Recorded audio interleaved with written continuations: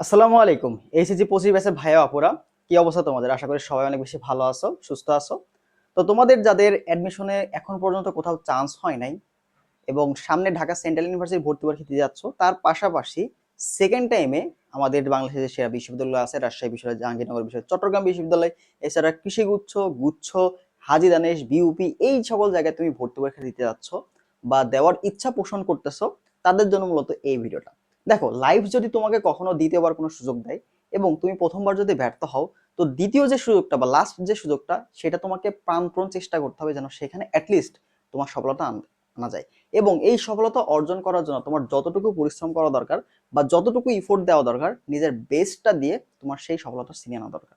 তো তোমরা যারা 25 ব্যাচ আসো, যাদের কোথাও চান্স হয়নি, দেখো আসলে সবাই তো চান্স পাবে না। সবাই চান্স পাবে এরকম ক্যাপাবিলিটি বা এরকম সিট সংখ্যা কিন্তু বাংলাদেশে নাই। তবুও প্রতিনিয়তই জেলায় জেলায় কিন্তু বিশ্ববিদ্যালয় তোমার হচ্ছে, নতুন যে বিশ্ববিদ্যালয়গুলো আছে সেগুলোতে উন্নত করার থেকে নতুন নতুন আমরা বিশ্ববিদ্যালয় দেওয়ার চেষ্টা করতেছি, যার ফলে আসলে কোয়ালিটি যে এডুকেশন সেটা ইনশিওর হচ্ছে না। আর বাংলাদেশের প্রেক্ষাপটে যে তুমি একটা ভার্সিটিতে পড়াশোনা করো, ভার্সিটিতে চান্স পাবা, যে সাবজেক্ট ওয়াইজ জব সেক্টর সেটা কিন্তু খুবই সীমিত। তো আমরা ভার্সিটিতে পড়বো বা ভার্সিটিতে চান্স পাইতে হবে এরকম কেন? তো মূলত তুমি যেহেতু পড়াশোনার মধ্যে আসো এবং তুমি যদি মধ্যবিত্ত নিম্ন মধ্যবিত্ত ফ্যামিলি থেকে বিলং করো, তাহলে একমাত্র পড়াশোনার মাধ্যমে তুমি কিন্তু চাইলে তোমার অবস্থান পরিবর্তন করতে পারবা।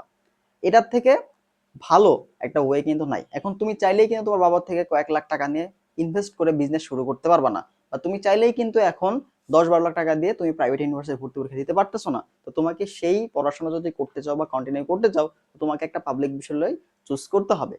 তো সেই ক্ষেত্রে আসলে সেই সকল শিক্ষার্থীদের জন্যই কিন্তু সেকেন্ড টাইম বা প্রথমবার যদি ব্যর্থ হও, তো সেকেন্ড টাইম দেওয়ার আমরা কথা বলি। তো সবার ক্ষেত্রে সেকেন্ড টাইম না।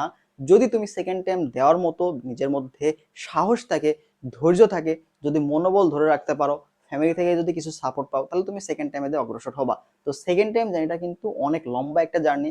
তো এই সময় তুমি অনেক বাধার সম্মুখীন হবা। তোমাকে সাপোর্ট করার পাশ, তোমাকে সাপোর্টিভ যে লোক দেখবা, যে এখন যেই পরিমাণ সাপোর্টিভ বা প্রথমবার যেই পরিমাণ সাপোর্টিভ লোক তুমি পাইছিলাম, তো আসলে তোমার হচ্ছে তোমাকে ডিমোটিভেট করার জন্য, তোমাকে কথা শোনানোর জন্য মানুষের সংখ্যা কিন্তু এর থেকে অনেক বেশি হবে। তো সেকেন্ড টাইমে সাপোর্টিভ মানুষজন বা একটা সাপোর্টের যে অভাবটা, এটা কিন্তু সবাই ভোগ করে। ঠিক আছে, এটা তুমি অনুভব করবা। মাঝখান থেকে হয়তো তুমি এখন শুরু করতে যাচ্ছ, দেখো শুরু আসলে সেকেন্ড টাইম সবাই করে, ম্যাক্সিমাম শিক্ষার্থী করে, বিশেষ করে মেডিকেল সেকেন্ড টাইম দেয়। ঠিক আছে, তো মেডিকেলের পাশাপাশি ভার্সিটি ব্যাকআপ হিসেবে রাখে। তো সবাই কিন্তু শেষ মতো লেগে থাকতে পারে না, আর যারা লেগে থাকতে পারে তারা কিন্তু টপ টপ রেজাল্ট করে। তো আমরা যদি দেখি, দেখো গত বছর এগ্রি রেজাল্ট দেখি, গত বছর এগ্রি যে রেজাল্টটা দেখি, সেটা দেখো একটা মেয়ে ফার্স্ট হয়েছিল, ও কিন্তু কোথাও চান্স পাইছিল না, কোথাও চান্স না পেয়ে এগ্রিতে ফার্স্ট হয়েছে। এবং এই বছরে যে এগ্রি দেখবা, এই বছরে যে এগ্রিতে ফার্স্ট হয়েছে, ও কিন্তু কোথাও তোমার চান্স পায় নাই। না চান্স পাই কি হয়েছে, ও কিন্তু এখানে সেকেন্ডে টপ করছে। সেম ভাবে তোমার Rajshahi university, Jahangirnagar university, Chittagong university, GST, এইগুলার যারা টপ লিস্টে আছে, যারা টপ লিস্টে আছে, সবাই ম্যাক্সিমাম সেকেন্ড টাইমার। তুমি যদি 1 থেকে 10-এর মধ্যে দেখো, দেখবে যে ওর মধ্যে সেকেন্ড টাইমার আছে। তারা কেন চান্স পাচ্ছে? দেখো, সেকেন্ড টাইমারদের ক্ষেত্রে চান্স পাওয়াটা মোটামুটি সহজ যদি তুমি ডেডিকেটেড থাকতে পারো। কারণ দেখো, এখানে তুমি অনেকগুলো পরীক্ষা দিছো, এই পরীক্ষাগুলোর এক্সপিরিয়েন্সটা তোমার নতুন ব্যাচ যারা আসবে, যারা 26 ব্যাচ আসবে, ওরা কিন্তু জানে না। বাট তুমি যে 25 ব্যাচ, তুমি কিন্তু অলরেডি অনেকগুলো পরীক্ষা দিছো। দেখো তোমাদের 24 ব্যাচের যে ভাইয়া আপুরা, এরা কেন তোমাদের থেকে বেশি চান্স পায়? তুমি যদি পরিসংখ্যান দেখো, ভার্সিটি গুলাতে যেগুলোতে সেকেন্ড টাইম অ্যাভেলেবল, তোমাদের থেকে দেখা গেলো সেকেন্ড টাইমে চান্স পাওয়ার রেশিওটা যদি আমরা সেইভাবে তুলনা করি, তো সেকেন্ড টাইমের চান্স পাওয়ার রেশিওটা কিন্তু অনেক বেশি। কেন হচ্ছে? কারণ তাদের যে এক্সপিরিয়েন্সটা এবং সময়ের যে ব্যাপারটা, তুমি যদি 25 ব্যাচ হয়ে থাকো, তো তুমি দেখলা তোমাদের ভর্তি পরীক্ষার যে মাঝখানে গ্যাপ গুলা নর্মালি যে অবস্থায় থাকে, এবার কিন্তু তোমরা তেমনটা পাও নাই। প্রত্যেকটা পরীক্ষার আগে গ্যাপ কম, খুব দ্রুত পরীক্ষা হয়ে গেল, মেন্টালি অনেক প্রেশারের মধ্যে গেছো তোমরা। তো অনেকগুলো ঝামেলার কারণে তোমরা কিন্তু চাইলেও এখানে ভালো করতে পারো নাই। ঠিক আছে, তো একটা পরীক্ষা দেওয়ার পরে তুমি যে মেন্টালি রিবিল্ড হয়ে আবার নেক্সট একটা পরীক্ষায় বসবা, রিভিশন ভালো একটা প্রপার দিতে পারবা, এরকম সময়টা কিন্তু তুমি পাও নাই। তো যার ফলে তোমাদের চান্স পাওয়ার যে রেটটা, এটা অনেকটা কমে গেছে।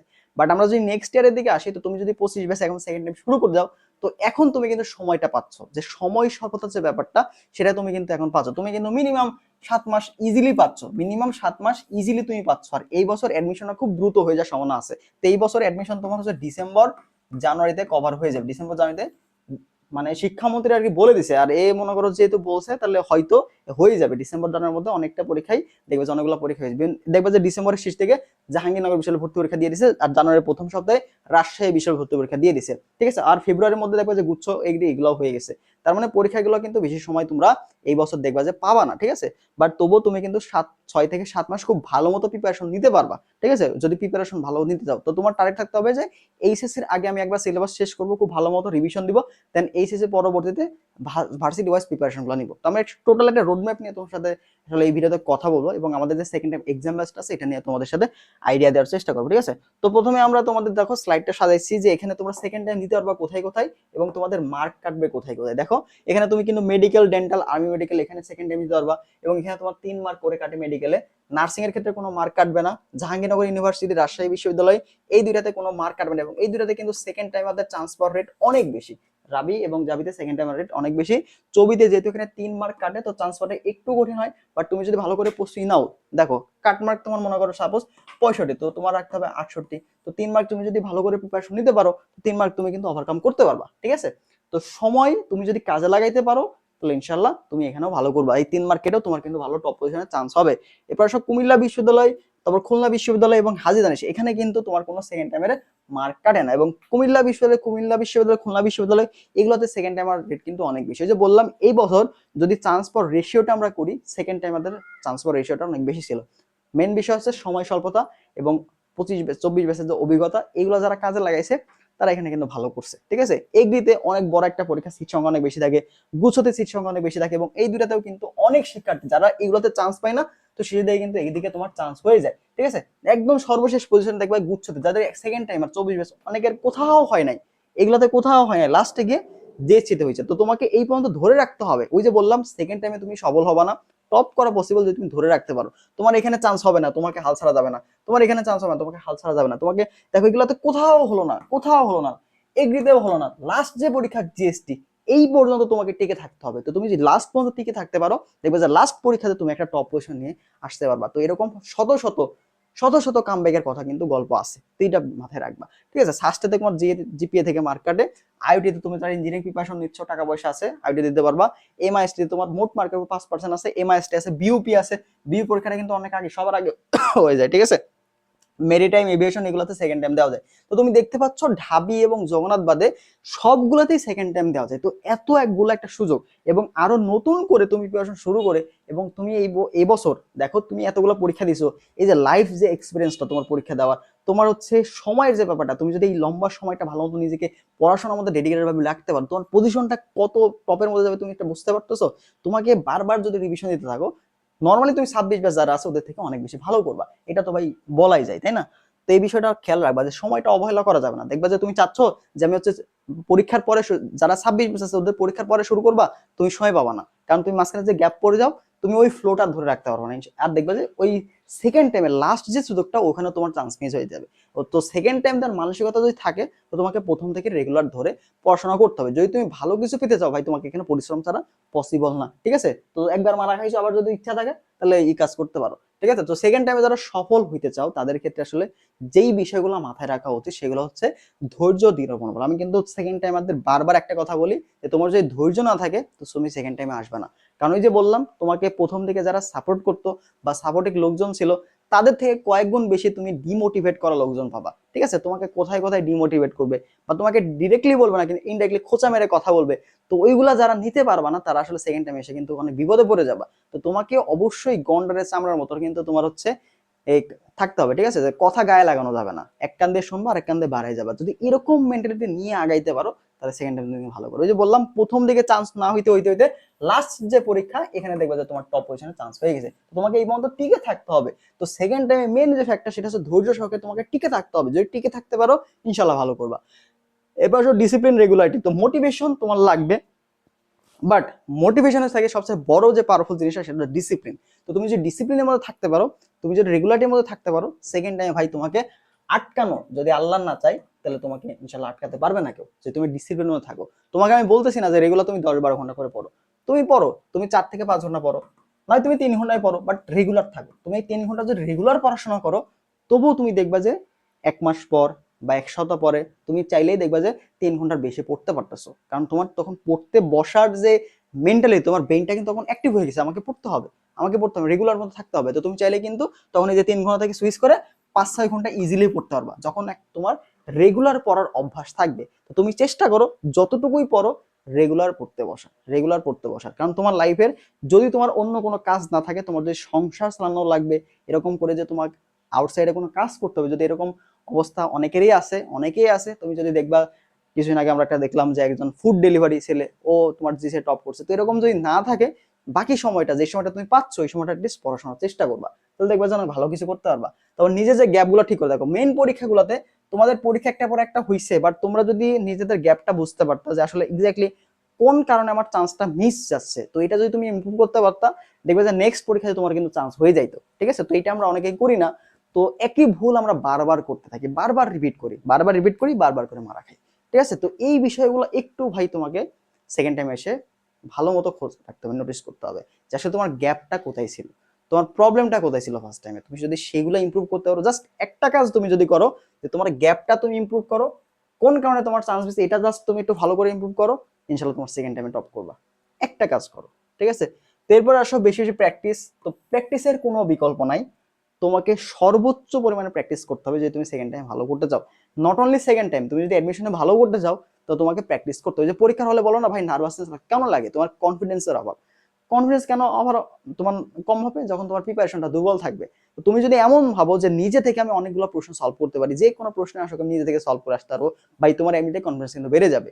হয়তো পরীক্ষার হলে গিয়ে হালকা নার্ভাসনেস থাকে, বাট ওই যে কনফিডেন্স একবারে লো এরকম কিন্তু হবে না। তো তুমি যখন দুই একটা দাগাবা, দাগাতে গিয়ে দেখবা যে আমার হচ্ছে, তুমি এমনিতেই কনফিডেন্ট হয়ে যাবা।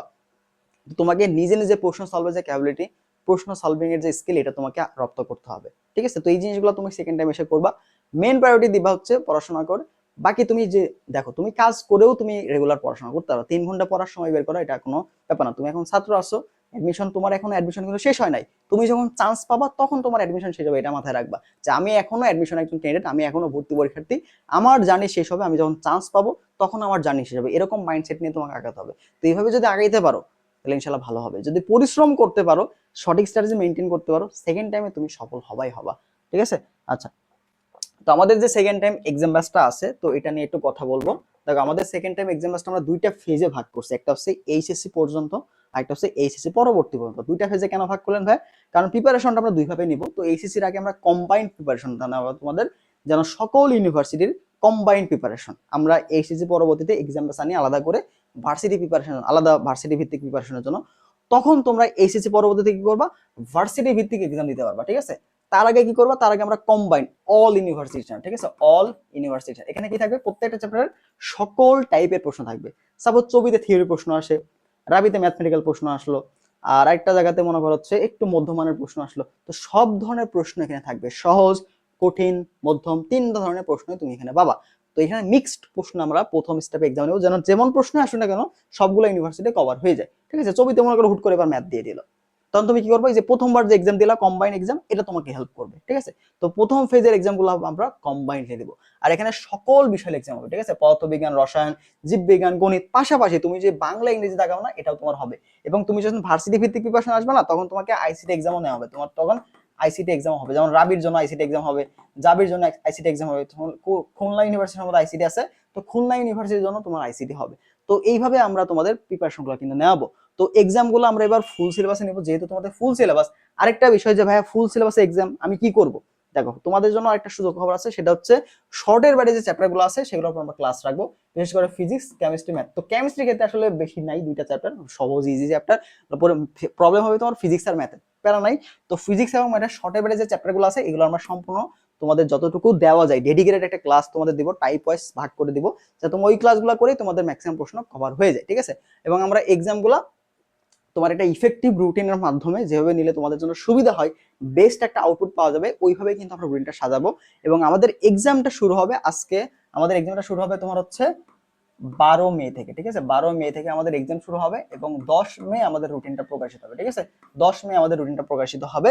তো আমরা তোমাদের রুটিন নিয়ে কাজ করতে যেন রুটিনটা সর্বোচ্চ ইফেক্টিভ ভাবে তোমাদের দেওয়া যায়। ঠিক আছে, আচ্ছা। তো এখানে আমরা আরেকটা বিষয় রাখছি, সেটা হচ্ছে টপিক অ্যানালাইসিস এবং ম্যারাথন ক্লাস। তোমাদের টপিক অ্যানালাইসিস করা হবে, একটা অধ্যায়ের যে টপিকগুলো ইম্পর্টেন্ট ঠিক আছে, ভার্সিটি ভিত্তিক কম্বাইন্ড আকারে যে টপিকগুলো ইম্পর্টেন্ট তার টপিক অ্যানালাইসিস ম্যারাথন ক্লাস তুমি কিন্তু পাবা। এবং এখানে আমরা সাবজেক্ট ফাইনাল এক্সাম পর্যন্ত রাখবো, এবং পরবর্তীতে এইচএসসি পরবর্তীতে তোমাদের হচ্ছে এখানে মেইনলি ভার্সিটি ওয়াইজ যে মডেল টেস্ট বা ভার্সিটি ওয়াইজ যে এক্সামগুলো সেগুলো তুমি অ্যাক্সেস পাবা। আর একবার যদি তুমি এখানে ভর্তি হও, পরবর্তীতে আমাদের যতগুলো এক্সাম ব্যাচ, ঠিক আছে মাথায় রাখবা এক্সাম ব্যাচ কিন্তু ফুল কোর্স না, এক্সাম ব্যাচ। তো এই যে এক্সাম ব্যাচে তোমরা এখানে সুযোগ পেয়ে যাবা, ঠিক আছে, যারা সেকেন্ড টাইম এক্সাম ব্যাচে ভর্তি হবা তারা পরবর্তী সকল এক্সাম ব্যাচে তুমি এখানে অ্যাক্সেস পেয়ে যাবা। তার মানে এখন ভর্তি হলে একদম গুচ্ছ পর্যন্ত বা সর্বশেষ ভর্তি পরীক্ষা পর্যন্ত যারা চান্স পাবা না, দোয়া করে যেন সবারই চান্স হয়ে যায় প্রথম দিকেই, যারা চান্স পাবা না তোমার পরবর্তী লাস্ট এক্সাম পর্যন্ত এখানে এক্সাম দেওয়ার সুযোগ পাচ্ছ, একবার এনরোল করা মাত্রই তুমি লাস্ট এক্সাম পর্যন্ত সুযোগ পাচ্ছ। এইটা তোমাকে আমরা এনশিওর করতেছি, এবং খুবই সীমিত ফি দিয়ে। যদি ফিটা তোমাদের সাথে একটু শেয়ার করি, তো ফিটা কিন্তু খুবই সীমিত। দেখো আমরা ফিটা 750 টাকা রাখছি, তো আমরা অফারটা বাড়াইছি 10 মে পর্যন্ত, ঠিক আছে 10 মে পর্যন্ত তোমাদের হচ্ছে 450 টাকায় ভর্তি হতে পারবা। তো মাত্র 450 টাকাতে ভর্তি হয়ে তুমি এখন থেকে শুরু করে লাস্ট ভর্তি পরীক্ষা পর্যন্ত কিন্তু সাপোর্ট পাবা। তাছাড়াও তোমার শর্টের বাইরে যে চ্যাপ্টারগুলো আছে তার উপর তুমি ক্লাস পাচ্ছ, ম্যারাথন ক্লাস পাচ্ছ, টপিক অ্যানালাইসিস পাচ্ছ, আর এক্সাম এতগুলো এক্সাম আমাদের প্রিমিয়াম ওয়েবসাইটে সবকিছু হবে। তো ওয়েবসাইটে সবকিছু গোছানো থাকবে, ওয়েবসাইট থেকে তুমি নেগেটিভ মার্কিং সলভ, ঠিক আছে, চাইলে সলভ শিট ডাউনলোড এটাও তুমি করতে পারবে। তো যতটুকু লাগে তোমাদের সেকেন্ড টাইমে একদম বেস্ট একটা সার্ভিস দেওয়ার জন্য আমরা কিন্তু এখানে চেষ্টা করবো, ঠিক আছে। তো এক্সামগুলা যথেষ্ট ইফেক্টিভ হবে, প্রশ্নগুলো যথেষ্ট মানসম্মত হবে, স্ট্যান্ডার্ড হবে, যেন এখান থেকে তুমি পরীক্ষায় কমনও পাও এবং তোমার প্রিপারেশনটা ভালো করে যাচাই হয়ে যায়। তো এইটা তোমাকে আমরা ইনশিওর করতেছি, ঠিক আছে। তো যারা সেকেন্ড টাইম দিবা ভাবতেছো, তারা চেষ্টা করতে পারো অ্যাটলিস্ট একটা এক্সাম ব্যাচে ভর্তি হওয়া। তোমার ফুল কোর্সে ভর্তি হওয়ার প্রয়োজন নাই যদি তোমার ক্লাস করা থাকে বা ক্লাসের নোটগুলো তোমার করা থাকে অলরেডি। তুমি যদি কোনো একটা ক্লাস বুঝে থাকো অলরেডি, তো যে কোনো একটা কোর্সে তুমি ছিলা, তাই না?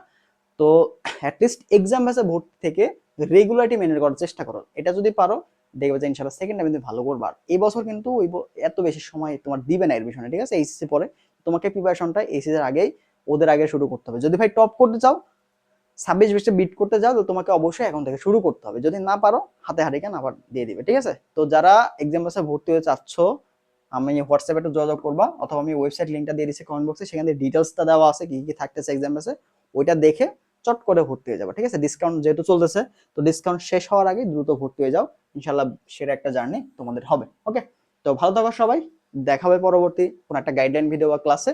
ততক্ষণ সবাই ভালো থাকো, আল্লাহ হাফেজ।